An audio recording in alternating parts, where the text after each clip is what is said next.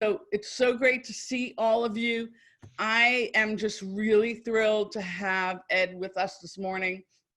You know, sometimes in the work that we all do, we make friends, right? Not just colleagues. And Ed has been one of those people.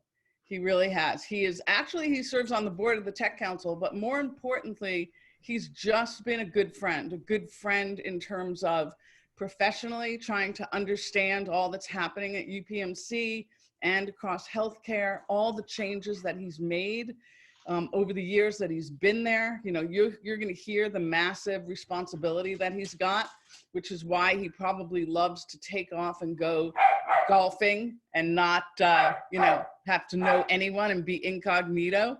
But you're going to find someone who is you hear my dogs, true Pittsburgher. Now, before we get started, I'm going to grab my dog because I want to give honor to who the sponsors are. So bear with me here. Gracie, get over here. I love this new virtual world. Okay. All right. So here's a couple of things. First of all, I want to give shout out to our CIO Insight sponsors, and that includes CGI. CGI also has been an amazing sponsor and friend to the Tech Council. Now, I know that Bernie's not here with us today, but Bernie has been very active in helping us think through all of our programs, particularly as it relates to CIO. And I want to tell you just a little bit about CGI. You might not know them, but they have an incredible story. They were founded in 1976, and now they are one of the world's largest IT and business consulting service firms with over 400 professionals in Pittsburgh alone. And if you remember Summa Technologies, they actually acquired Summa Technologies. So their capabilities are wide and deep. If you know Summa, they were a startup company that actually focused on a lot of user interface as well as the early stages of digitization. So really appreciate them. Comcast Business, they are responsible for Pittsburgh's top businesses that power the community. And it's a responsibility they take very seriously. They too have been great partners of ours. They do a lot in the community as well to make sure that the digital divide is actually eradicated, but they have a huge presence on the business side of the house as well. So thank you, Comcast, for being our lead sponsors here. And supporting sponsors, Forescout. Forescout's a leader in device visibility and control. They have a unified security platform that enables enterprises and government agencies to gain complete situational awareness of their extended enterprise environments and orchestrate actions to reduce cyber and operational risk. As all of you know, that's sort of what we live with day in and day out. So I can't thank them enough for being here and being with us. And I know we have people that aren't even in Pittsburgh that are joining us. So thank you so much. OutSystems. OutSystem is the #1 low-code platform for rapid application development. They help companies and organizations build enterprise-grade web and mobile app faster and digitally transform their business. So thank you, OutSystems. Thank you for joining us. Tier 1 Performance. Tier 1 Performance is an employee-owned consulting firm that activates strategies through people. They're a certified B Corp, and they're passionate about consulting, designing, and building people-centered business solutions that deliver meaningful long-term success. They also are very active in the Pittsburgh community and been involved in lots and lots of projects for the organization in terms of their own people, as well as the work they do professionally. They are really huge contributors to what Pittsburgh is today. So thank you, everyone. So now it is with great pleasure. Hang on, guys. Can you just wait 1 second? It's now with great pleasure that I introduce today's speaker, Ed McCallister. Ed, I know you're laughing. You heard that drill bit in the background. They're pulling out the oven. And of course, they're doing that today and right now. Audrey, it's called life, right? I mean, that's what happens. So I know. Totally, but at least I'm amongst all my friends. So thank you all for being so terrific. No, it's awesome. And yeah, that's an awesome group of sponsors as well. So I just want to recognize that. Really great. Thank you. Thank you for taking the time to to hear from all of them and for them to being here. That was a great I want to conversation. introduce Ed. I'm going to do it in a way that I know Ed. He has been around for more than 30 years. It's hard to believe we're that old, Ed. I'm 30. He's been Right. 30 years in tech and IT.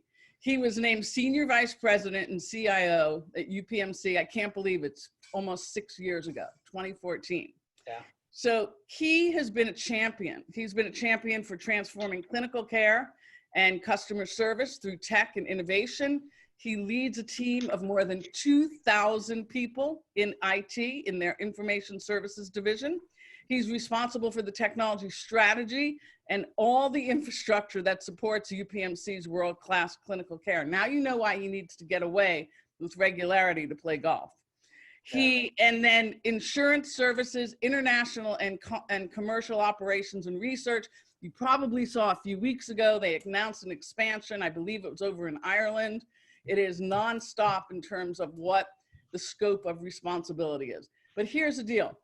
Ed is a great guy. He is a longtime Pittsburgher, born and raised here, deep roots in the community, cares about most things that happen inside of Pittsburgh, and he shows up. And that's the kind of guy he is. So I just can't thank you enough for taking the time with us. I know you're so busy. I know I had to beg you to do this, but you're awesome. And I know that people here really are going to want to hear about what you're up to. I am going to be here. I'm just going on mute and I will continue to moderate the conversation. I just need to let these guys drill so they can pull the oven out. So thank you all so much. We also have a chat room. So to make this interactive, there'll be some questions that we'll take through the process. So I am going to mute myself, pass the baton, give Ed a virtual hug, and thank you for your patience with me as I do these home improvements. Thanks, Audrey. And by the way, just for clarity, she mentioned golf a few times. I aspire to golf, but it just never seems to happen. But someday, and I'm not very good, so it's not a big rush to get there. But thanks, Audrey. I appreciate the introduction. I also want to recognize Audrey, Monica, and the Pittsburgh Technology Council. They've kept the dialogue going through these challenging times. I must say the presenters have been impressive and the topics of discussion are both interesting and relevant. So I want to thank you guys for what you do during your lunchtime chats. And Audrey didn't have to ask too hard for me to do this. It's my pleasure. I love sharing what's happening across UPMC and hearing what's going on in all of your worlds as well. So, I appreciate the opportunity. And before I get into the slides, I thought I'd just mention a couple things, right? And they're things that you and I probably haven't been aware of necessarily before this happened, but some things that I've learned. Number one, Dr. Fauci is America's PCP, right? So never, I know he's been around for a long time, but he's around at a different level today. And I will tell you that if I had $1 every time somebody started his sentence with, well, Dr. Fauci said, I would have a lot of money and I'd be in Audrey's tax bracket. I'd actually move into Audrey's tax bracket. So it's been pretty interesting. Secondly, I think, and this is one that I've known for a very long time, and it's that healthcare workers are true heroes. They really are. I mean, we're hearing more about it, but having spent, Audrey was kind with 30 years, I've probably 35 years in technology and 32 of them in healthcare. And I've seen amazing stories over the years, and I've experienced amazing stories over the years. But healthcare workers are the heart and soul of what we do. And, it's unfortunate that we only celebrate them when a pandemic comes around and we recognize, but I can tell you pre-COVID and post-COVID, they're behaving the same way as they are during the COVID crisis. So I just want to recognize that. The things I'll cover today, will be a technology overview. I want to talk about infrastructure investments, what and why, what we've invested in and why. COVID-19 impact, like what will we look like moving forward? We talked about it a bit in the green room, but I do think it's a different conversation post-COVID and lessons learned. Like, while these have been very trying times, I think we could learn from what's happened actually across the board.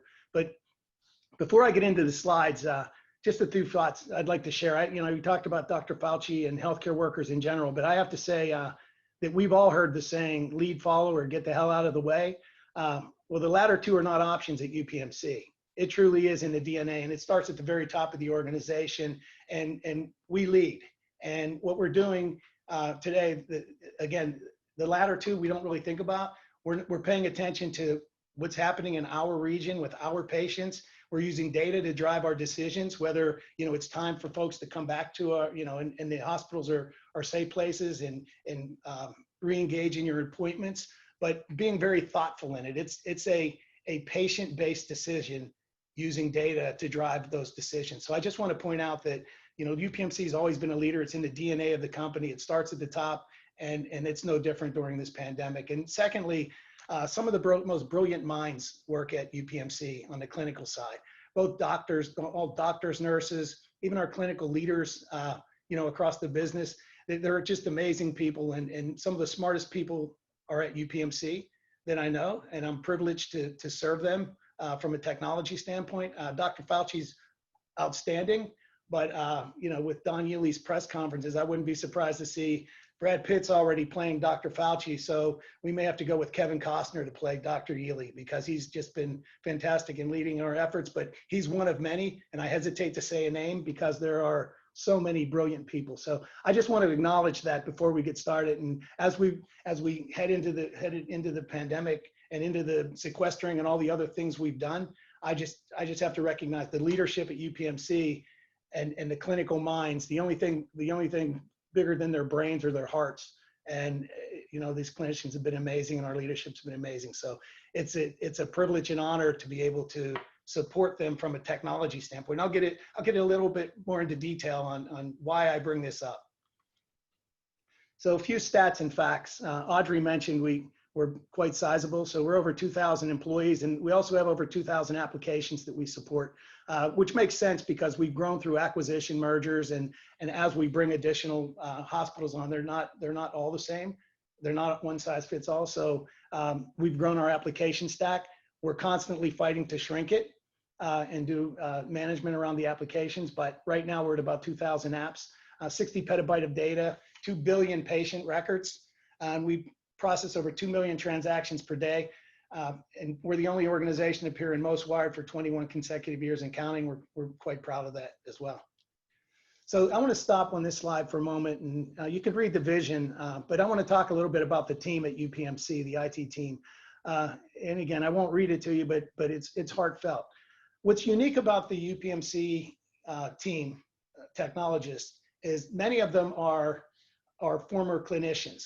We have many nurses that moved over to informatics. We have many, there's a few doctors that are part of the IT organization as well. And when you combine the passion that they bring through their previous careers in care with the brilliance of some of the technology leaders, many of you are on the phone or on the call, it creates a unique combination. And when I do rounding through the team, I tell them, like, yeah, you're so talented, you could work practically any place. And if you work at Google, it would be pretty cool. Like, hey, the search engine, you could take pride in what we're doing in some of the technology space around the city and around the world. But I think that, that's great, but healthcare brings a different, it's extremely meaningful, and it brings a different satisfaction level, I think, at the end of the day. And I'll share a story with you if you'll allow me. So my father had a brain tumor recently, and he had it removed. And so I spent much time in the hospital, much more time than I wanted to. And I spend time in doctor's offices now with follow-up visits. And just the first thing I pay attention to is, hey, I hope the technology is working okay. And, and you'll hear some muttering about, oh, this damn Epic or whatever. But for the most part, I take pride in knowing that the care that's going on is being anchored by a lot of the technology, and how it makes the job easier to take care of people in their most vulnerable state. And I watch my father, and I listen to the nurses and doctors interact with one another. And the word I hear often is thank you and please, and just very, very polite. And I think, wow, what a great career in healthcare. It's not the sexy, high tech Silicon Valley, Bill Campbell kind of things that we're doing necessarily, but but it's so meaningful. And as I'm rounding, many of the times we have staff that are in hospitals, and I would encourage, I encourage the entire team, like if you're not working in a hospital, go over and spend a day, half a day, and you'll see the work that you're doing is quite meaningful. So I wanted to take a little time to share that, so you get an idea of how we think about technology at UPMC. It's not technology for the sake of technology, but rather it's technology that provides a foundation for some very meaningful work. So how did we become the UPMC we are today? My personal journey, I started at the health plan. It was, I think, the most successful startup in Pittsburgh. We started with no technology and very few members. To give you an idea, we celebrated 200,000 members in Y2K. That's kind of misleading because half of them were probably UPMC employees or University of Pittsburgh employees. So we didn't have very high membership. Today, the health plan has over 3.5 million members across 19 products. And again, just the growth has been unbelievable. At the same time, the health services division footprint across our hospitals was experiencing exponential growth. In 2005, and you can see the numbers. We were 12 hospitals across Western PA and focused mainly on the domestic area, the western part of Pennsylvania. So if you fast forward to today, we're over 40 hospitals, and this slide's not overly impressive because the squares are small. It doesn't identify physician practices. It doesn't identify the long-term care facilities and the other things that UPMC does. This is just an idea of the hospital footprint. And we're over 40 hospitals in multiple states, in the bordering states as well. Again, the health plan's 3.5 million members, and we're growing international presence in Italy. Audrey mentioned Ireland, China, and Kazakhstan. So how have we handled the growth?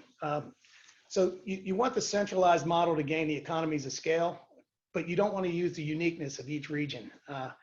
I'll give you an example. Pinnacle on their own are about $2 billion in revenue. They're a $2 billion system.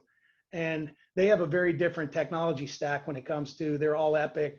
They're an all Epic shop. They do some things different on the application side, but on my left-hand side of the screen, when we talk about the switches in the network and our data center, which I'll talk about briefly in a minute, we try to go with that standard operating model so that, again, we're all one family of UPMC, while at the same time not losing the uniqueness across the different regions and some of the great things and the great services that are being provided, through this regional approach.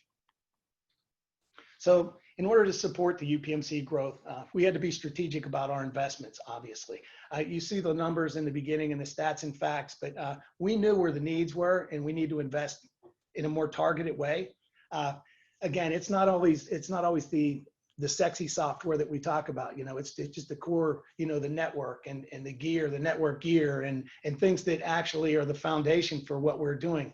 We try not to bring a new hospital on board or a new, a health plan, a business with a health plan. We try not to create software for the sake of creating software. The proverbial Band-Aid looking for a cut. We want to know where the pain points are and address the pain points more specifically, rather than create technology and say, I wonder where we can use this technology, or license a technology and say, well, it works in this one place, but we're doing things different in 5 other places. So we've tried to be very thoughtful in our investments and what we're investing in.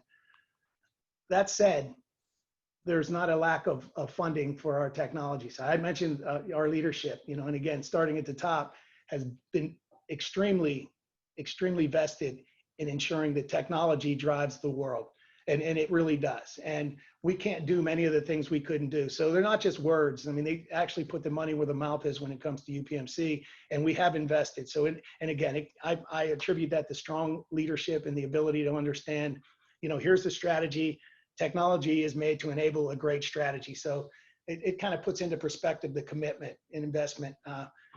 We've had a larger investment over the last 4 years than these 5 Pittsburgh venues combined, which is pretty mind-boggling when you think that you're in the midst of it, because we're trying to do, what we need to do to be successful. If you step back and you recognize something like this, it's very humbling. So we're in the business of taking care of patients, right? So when it came to a decision, our data centers were very aged. Our primary data center, 22 years old, and our DR site was 30 years old. And by the way, our DR site was about 2 miles from our primary data center, so it had to be a pretty small disaster, or it didn't make much sense for us to be necessarily in proximity that close. So we evaluated building a data center, and in 2014, I'd like to say it's better to be lucky than good. It was right at the time when the cloud was really taking off, and we had some opportunities to leverage some things off premise. So instead of building a data center where I think we'd probably right now be about 40%, 40% capacity of that data center, we decided to go with the co-location model, which we saved millions of dollars, and it gives UPMC the ability to flex up or down when we talk cloud technologies and other things that I think are on the horizon today. So I would envision that our footprint in the data center, in the co-location model, and we're the anchor tenant. So it feels like I own the data center. When I go to our data center, I walk in and it's my data center, right? The only thing I don't own are the bricks and mortar and the problems with managing a data center. I'm more interested in what's inside the data center. So our investments have been more in the network, creating carrier grade network for stability, network speed, availability, redundancy, all the things that are important to run a business and be able to take care of patients, which is, I mentioned, our core business. UPMC was one of the first healthcare entities in Office 365. I know when speaking to Microsoft, we were definitely the largest. So when we moved to Office 365, it was a big move. It was critical prior to COVID to facilitate more collaboration around and across the regional sites because of our growth that I mentioned earlier. And once COVID hit, I don't think we could have survived. And I'll talk about some of the numbers of what we had, but we would have never survived if we hadn't moved. And by the way, part of my job, email, right? Email falls into that job. I never had somebody compliment me what a great job I was doing with email. You kind of walk in and they say, hey, I need more space. So this kind of solved that problem. So some of the commodity features that we had moved to the cloud, moved to Office 365, while we could focus on the things that were very important. And beyond Word and Excel, the power of Teams and Yammer allowed us to do what we were able to do during this pandemic. So I guess you know what date this was, right? It was March 13th, and by the way, a Friday, the 13th. We transitioned from a strategy discussion to more of an abandoned ship. We had to keep working, again, I mentioned earlier, because healthcare never shuts down. In fact, it became even more important. So we stepped back and evaluated our investments. Like, how will we do this? So it was on a Friday when we were ordered to head home, and we evaluated our toolbox. Like, what had we invested in? What were we doing? We had the good fortune of preparing for the growth that I mentioned earlier. So we had the bandwidth and the abilities to do the things we wanted to do because we were extending outside of Western PA. So our recent investments have been such that we were looking on a more national level, a more global level as far as our investments. So the good news is we were very well positioned to handle the remote workforce as we sent people home. Just to give you an idea of what that means, what have we done since that Friday the 13th? We're supporting over 76,000 users working remotely. If you think about the 86% of UPMC's 89,000 employee population, they're working remotely in some fashion. Not all of them are working in an application. It may be email, it may be whatever, but they need connected technically. So that number is mind-boggling, what we were able to do. And I'm talking days after we were ordered to leave the building. So it wasn't a matter of we have a 2-month lead time to do this. It was days.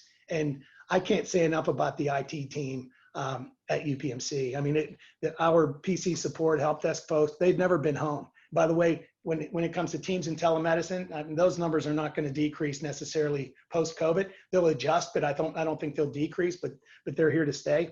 Our PC support team that was in the hospitals and many of our staff that work on the telemedicine side, they were shoulder to shoulder with the physicians saying, what do we need to do telemedicine? What does that mean? If you check out the stat where we've done more telemedicine, we did more in one day than we had the previous 6 months. I mean, if you digest that for a moment and say everything that could have gone wrong and didn't, it was good. Sure, there were bumps along the way, but because our clinicians were focused on the patient, their questions were, what can we do better? What do we need to do to service our patients? And again, I can't say enough about our IT folks that went shoulder to shoulder with these docs and actually made this happen. Also, I mentioned our health plan. So, you know, the stress management piece of this is something that we don't talk a lot about, but, you know, when we went home, we talked about the COVID patients. What do we need to do in the hospitals? There's also there's opportunity for our own employee base who were sent home, who don't necessarily have, you know, a nice office to go to. They had to continue, you know, their positions in their jobs, which are very important. So it creates a level of stress. Also, many folks, the workplace is their social time, right? So, you know, that having the ability and owning a behavioral health company and being able to do with the mental side of it, the mental health side of it was very helpful as well. So here's how we were able to abandon ship, basically accelerating the ongoing initiatives while supporting new efforts, right? So the ongoing initiatives that we accelerated were around the infrastructure bandwidth. I know a lot of folks in the city, a lot of companies in the city had to go to shift work because they didn't have the bandwidth necessarily for all employees to be on the network at the same time. We didn't have that problem. So it was again, it was timely that we invested so heavily in our infrastructure and that our executive team supported it, and as well as you know, through the budget process. That was very important. And then the new work, the mass deployment of PCs and phones, again, it was tireless. I know that that team hasn't had, again, they haven't had an hour off, let alone a day off during this pandemic, and it's been critical for us to support them as we go through this effort. We also shifted our strategy from biometrics to a touchless healthcare experience. So if you think about your experience when you walk into your doctor's office, right?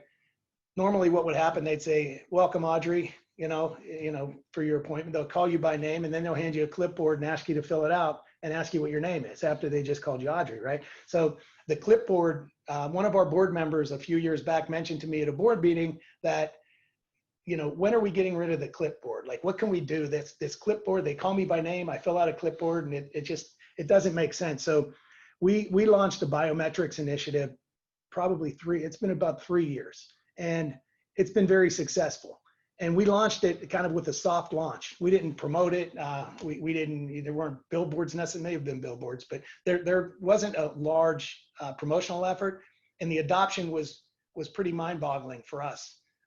We captured over 1 million biometric fingerprints over the course of time since we rolled it out. And we've integrated it with the back-end systems we have multiple EMRs. So we integrate it with Epic and Cerner, and our Epic and Cerner were the main systems, Metapack as well. But, you know, it was a touchless, we're moving from the biometrics to a touchless. Who would have thought that we moved to biometrics for a reason, and then the pandemic hits, and the last thing you want to do is put your finger places, right? Even though we had like the cleaner and we were pretty comfortable that it would be safe, it's still, from a perception vantage point, it wasn't a good thing. So with those over 1 million biometric registrations pre-COVID, we transitioned to a touchless device. And so if you go to a UPMC hospital, our employees all go through a process of being screened. So the thermal readers are at the top of the device, and you know, the facial recognition, and then at the bottom, there's a QR code questionnaire. There's a questionnaire that you fill out for COVID. We have the ability to fill that out on a mobile device. When we come in, it creates a QR code, and it uploads the information when you arrive on site. So basically, you walk up to the device, it identifies who you are and takes your temperature, and then the QR code uploads your information. So it's a touchless experience. We're doing this for all of our employees. We were doubling the activities. So it was a few days ago, and we were at about 75,000 scans per day. I'm sure we're well over 100,000 scans per day today. And it's been very successful, very accurate thermal reader. We came out of the gate with the handhelds, and we were having some problems. They weren't very accurate. They required a person to be there at every entry of the building.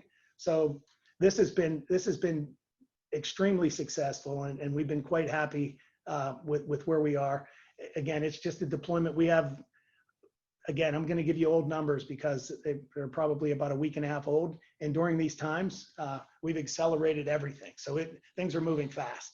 But we had over 150 devices deployed across our facilities. I think we had another 400 on order. So the idea is these will take the place where appropriate of what we had as the biometric readers in the kiosks in the hospitals, and this will be give us the ability. We create the QR code for the COVID survey.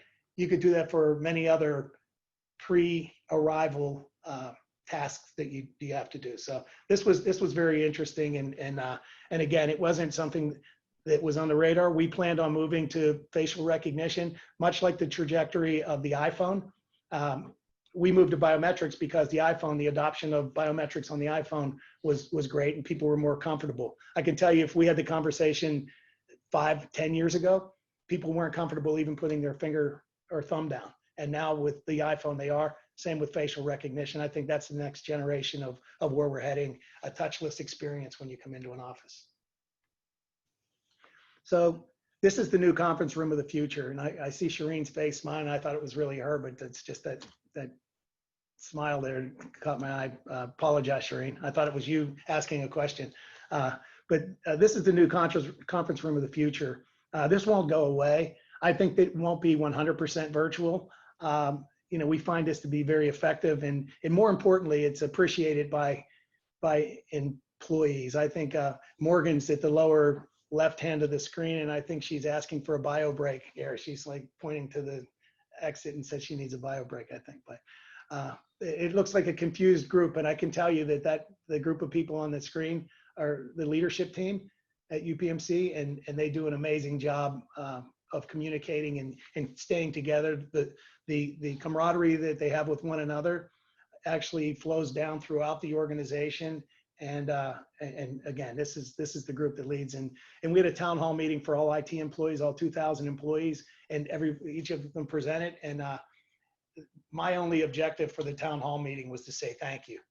Give an update. We gave an update on all the areas, but again, the employees, I couldn't imagine leading a more talented group of employees. So I think they appreciate the opportunity to do the virtual experience, and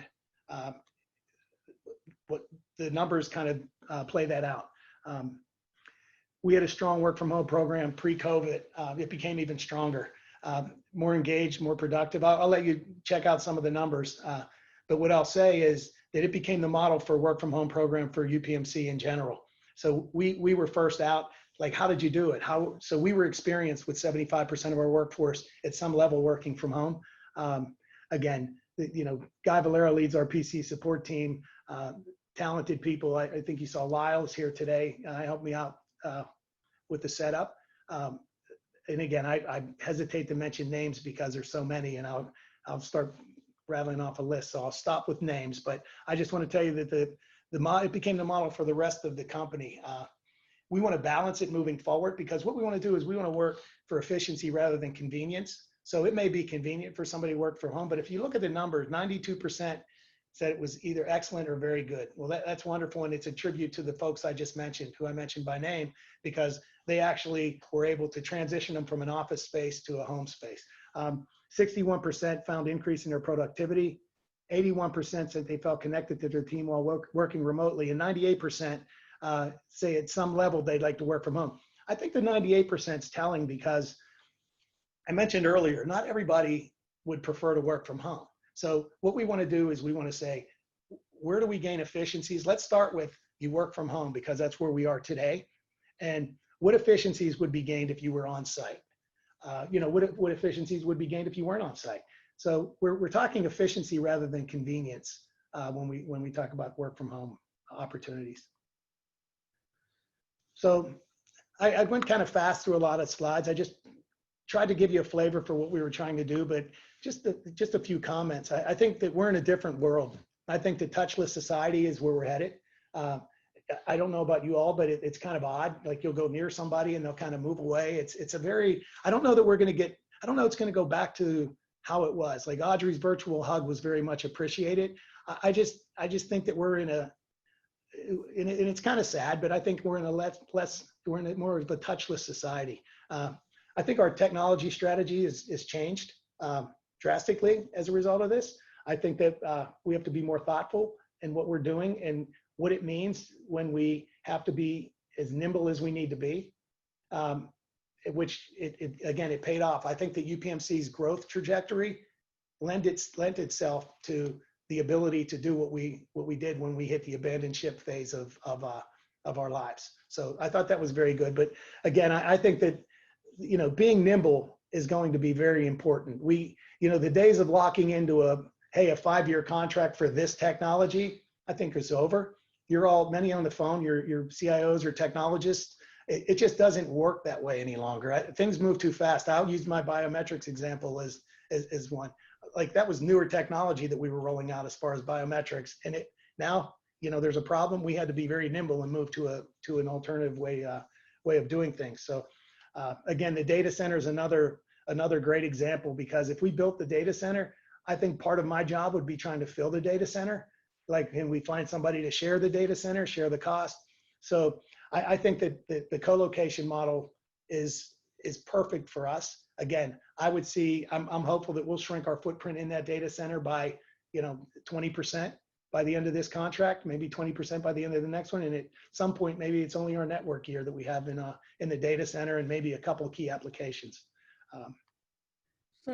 So lessons learned. I don't know if we good with time, Audrey. I have one more slide, I think. So go.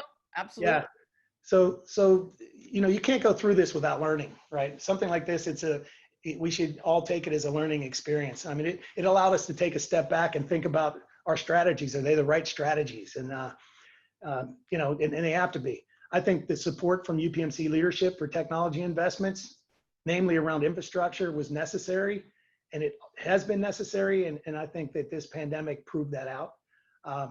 And my final comment will be that technology itself isn't necessarily interesting, and I've always felt this way. But if you can deploy technology to enable outstanding patient care, and I gave you my personal example, I see it firsthand, and the ability to deploy technology to enable any good business strategy. I use healthcare because I'm in healthcare and patient experience, but I think many of you could point to your businesses and the importance of your businesses in the community and in the world. And I think that, when you can deploy technology, not just for the sake of technology, but for the good of individuals and for business, I think that's the right model. And I'll leave it with Albert's much smarter than I am. So why would I try to say it when he said it many times, and we can't solve our problems with the same strategies pre-COVID, post-COVID. Staying nimble will enable UPMC to continue to be a leader, not only in tech, but also in healthcare. And, I think that, again, out of a very negative situation, I think that there are positive learning experiences, and I'm sure that we all strive to find those learning experiences and create a better world post-pandemic than we had pre-pandemic based on our learnings. So I'll stop there, and I thank you for your time, and want to allow time for questions.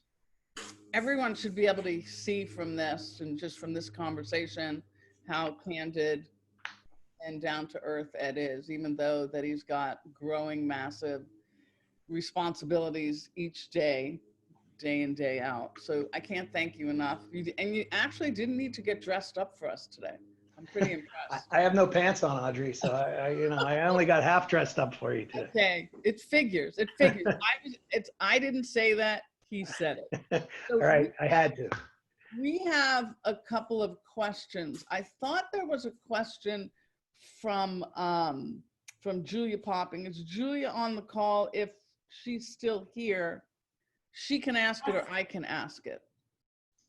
I'm here. Hi, Ed. Nice Hey, to how are you? Hi, Julia. Good. Great to see you. Everybody. Question that you have, and then I'll go to the other questions. Yes. My question is, does UPMC have a plan to increase the number of minority and women-owned businesses as suppliers, and specifically for the IS group? Yeah, Yeah, that's a great question and a timely question. We do, and we have a group at UPMC that evaluates that. I've received reports as far as like what businesses we do, who we do business with on the minority side. Where are we? Where's our spend? And there are thresholds that we meet and exceed frequently, or always actually, because it's not an option, it's a requirement. So yeah, we do that. There's a formal process. It's outside of IT, which it should be. It's more on the supply chain side. And I received reports say, hey, you're lacking in this area, you're lacking, you're okay in this area. So yes, we are absolutely aware of that. And I think that the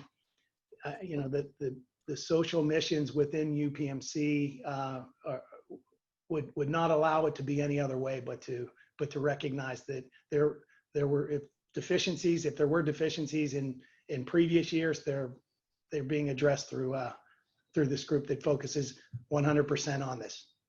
And so they have a way to pitch their business products and services? Is there a path? Okay. I'll get you I will get you the information. We'll follow up because it comes through supply chain more so than directly through IT. So can I just jump in real quick, not Sure. to talk over you. We've been working with George Robinson Yes. over Thank you. he oversees global supply chain and diversity. And Julia, we have him coming on our show for business as usual, and we are starting a plan with him. And that plan is going to be focusing on tech and our membership. And he is actually sort of like advising me and thinking about what kind of metrics I want to put in place, what are different certifications. And so he's coming on next week. We've been in conversation with him, and then we're going to start a program. Not a program to make sure that people understand how to do business with UPMC, but also how to do global supply diversity and metrics for all of the tech ecosystem. So George, Audrey, thank you. That's the exact right way to do it. And thanks for remembering George's name when I didn't. So, and the other thing, Julia, I think you're familiar with our Women in IT initiatives. We have some very strong women leaders in the IT organization at UPMC. I think as we grow that group, and again, they've done a phenomenal job. I mean, I'm the executive sponsor, but the real work is being done by the participants on the team. I think that will address some of what you're asking me as well over time. It's not moving as fast in that avenue. I would say, combined with what Audrey's comments, I think that we absolutely would address it. So everyone who's on the call, thank you, Monica, for keeping me on my toes. She said George is talking today. I'm interviewing him today at noon. I haven't gotten that far in my day. Very timely. So, between my oven and everything going on, I haven't gotten that far. So you really should join today. Thank you, Monica, for pinging me on that. So he's joining us today, Ed. And we're excited about the conversation there because he has been really prescriptive with me, which is it's really been cool. So Thank you for asking that, Julia, and letting us have that. So let's go through some of the questions here. We have something from a Jamie Stansfield. Jamie, if you want to unmute yourself, or I can ask you a question, either way. Hi, yeah, I just wanted to mention that while all this was happening, I don't have a question, but I was very impressed with how everything moved so quickly, and UPMC was able to move in a direction that made sense for the pandemic. Thank you. I appreciate those comments. And again, it is very thoughtful, Jen. It's using data for our region, which is very different. And it kind of flies in the face at times when you talk about all of Pennsylvania or all of the United States. I think that again, from the leadership from the very top, has been focused on, let's look at the data. Let's do what's right for our population, for our patient population, for our member population. So it's great to hear that from you. And I absolutely agree with you. And maybe I'm a bit biased, but I do feel as though we've taken the right approach. I think that the safety is at the forefront of what we're doing. So it's not a matter of bringing people back for business reasons, it's for health reasons. And again, from the top down, that's been the messaging, and that's been my experience as well. Thank you. Thank you for that, Jamie. And then we have Gary Silver. Is Gary still here? Can you unmute and ask your question? Yeah, my question, Fred, is what kinds of specific information did you share with your customers in the daily infrastructure, health, and stability updates you referenced in your presentation? So when we talk about our customers, our internal customers, like the business leaders in other areas, is what I was referring to. So so the info as far as the stability piece, and Leslie Davis was on Audrey's noon show at one point as well, and I consider her a key customer and my leader, and she was very, and Leslie is very is very aware of what's happening across all of UPMC and all the hospitals that she runs, and she received great feedback, and she provided it to me as well. So when you're asking the specific information that we share, I think that it was more that we were able to handle the business as usual, if you will, in a remote way. So if I'm understanding your question, that's actually where the communications happen. It happened with my executive colleagues that manage those areas, the Diane Holders with the Insurance Services Division, and folks that run these large parts of UPMC. It was like almost a check-in to say, how's it going? What's going on? And their feedback to me was that, that it was going well. I'll tell you a funny story about the device that I showed you from the certified device. The biggest problem we had, 99% of people were like, wow, this is amazing.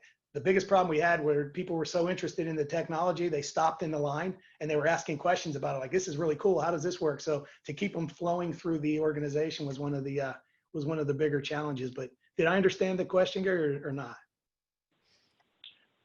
Yeah, I guess I was wondering if you had a dashboard or some other means of kind of communicating objectively on the status of your efforts or infrastructure. Yeah, we absolutely did. Chris Carmody runs our infrastructure team, and he sent out 3 times a day. He sent the metrics out. Where are we bandwidth wise? Where are we in capacity? How many people do we have? How many Citrix users? How many licenses are in play? So yes, that's a great question actually, and I should have covered that. But he sent out a very detailed dashboard there was a group of about, I want to say 300 people and mainly executives and management folks to say, like, here's where we are.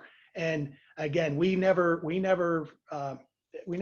a higher watermark than 84% of our capacity in any of the areas, whether it's Citrix licenses or the network capacity bandwidth.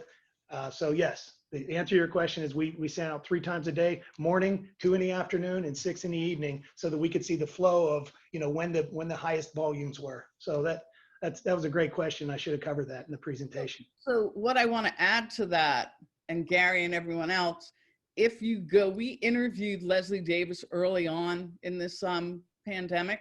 So if you want to go to our business, we have recorded, and it might be helpful for you to just hear what she was talking about. Yeah. I mean, I say early on, it seems like it was like 8 weeks ago. She joined us talking about some of those very issues. Okay, so now I want to go to Courtney DeLuca. Courtney, are you here? And can you unmute yourself and ask the question? Hi, Ken, Audrey. Can you hear me okay? Hi. Hi, Audrey. Can you hear me okay? Yes. I can hear you. Oh, perfect.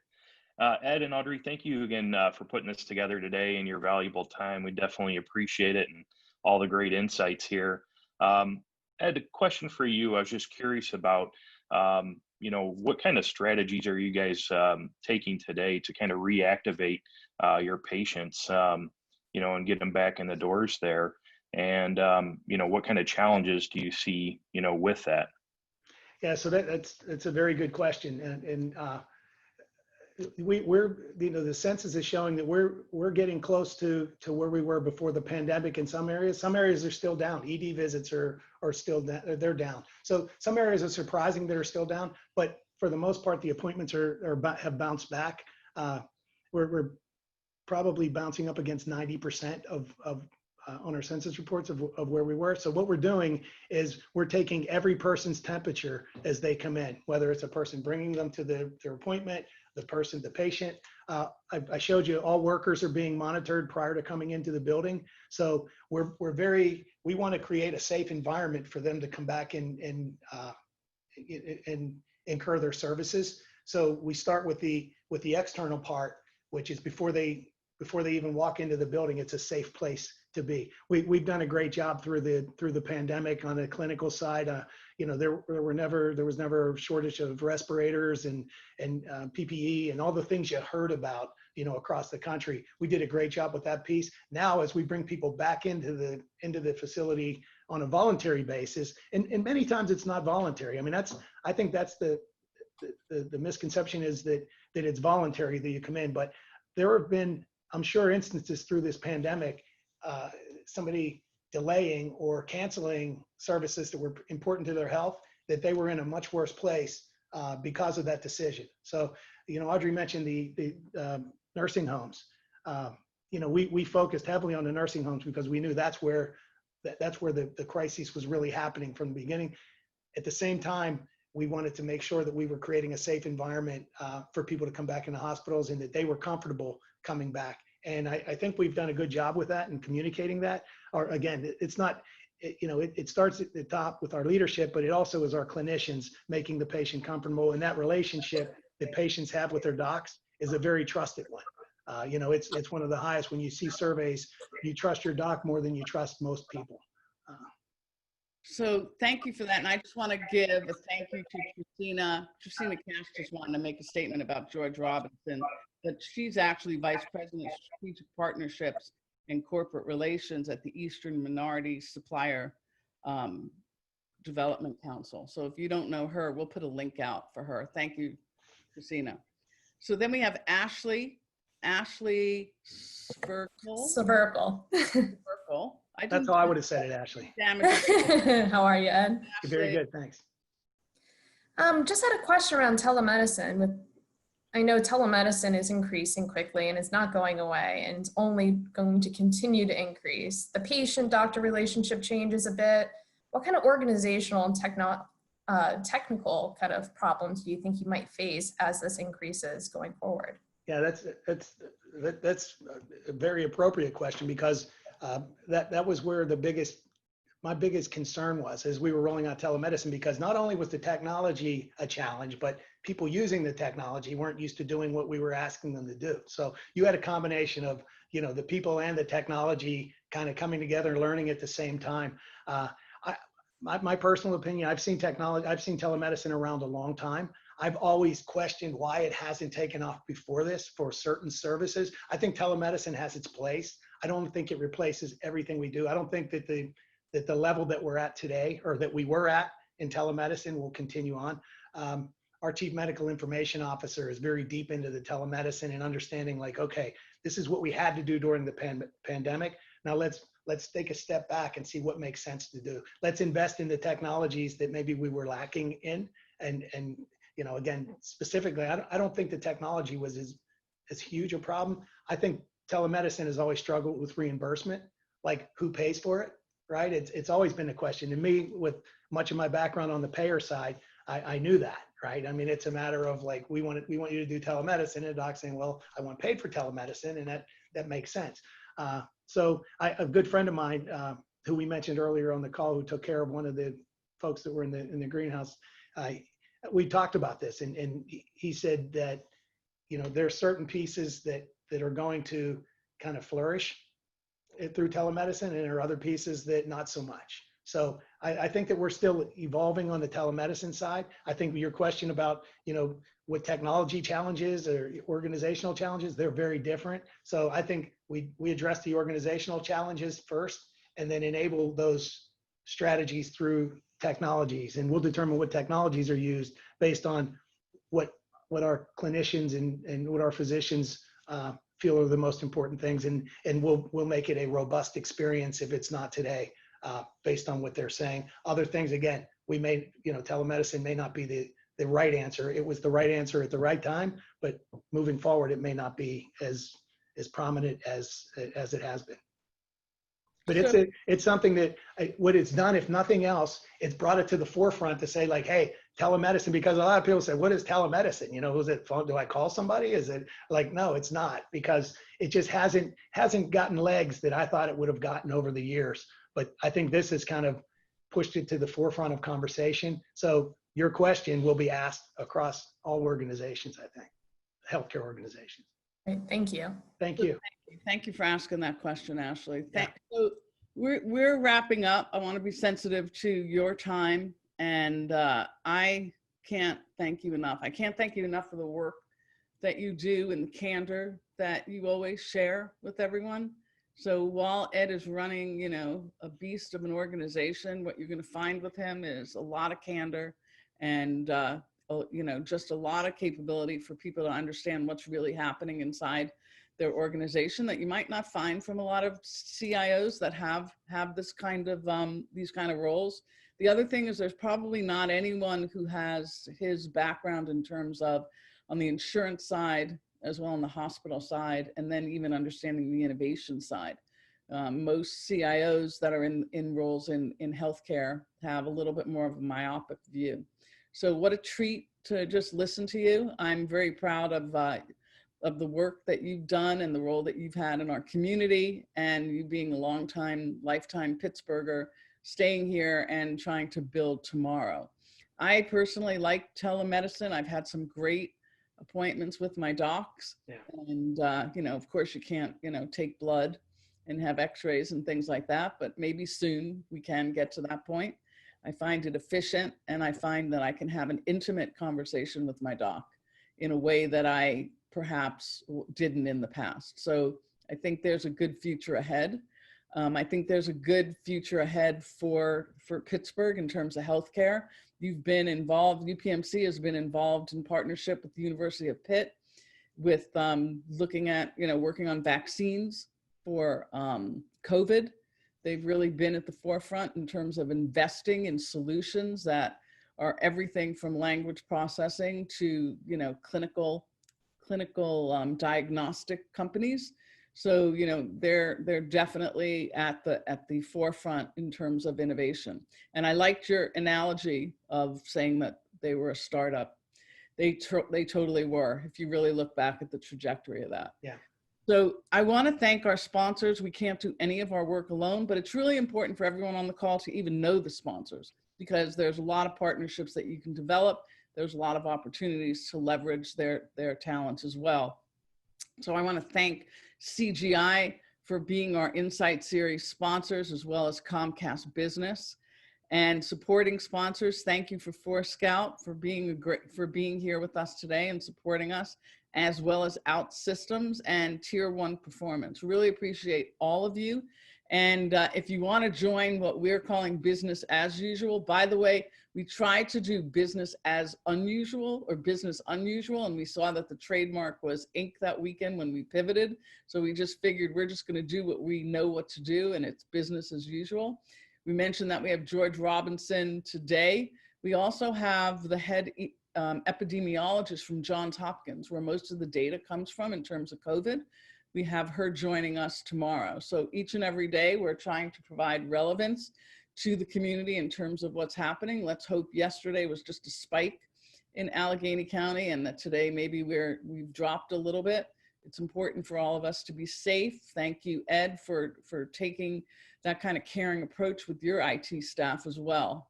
And I think that's important. So thanks everyone for your questions. Thanks for your comments. We'll ask for feedback. Appreciate you all joining us. Stay safe. Continue to stay connected to us, and we will stay connected to you. And thanks again to all of our sponsors. And if you don't know Monica Takis is on this call. She is the wizard behind the scenes. She should be in the forefront of this, but she is making all this magic happen to make sure that information technology and the connection across the community and our ecosystem stays strong. Yeah, So I'm thank signing you. off because I'm going to let them drill my oven right now. They asked how many more minutes, and I'm sorry about my own internal fiasco that was going on here, but that's what happens when you're home. So thank you, Absolutely. everyone. Thank you, Ed. Thank you, Audrey. Appreciate it. And thanks, Monica. Thank you. Thank Okay. you. Bye. everyone.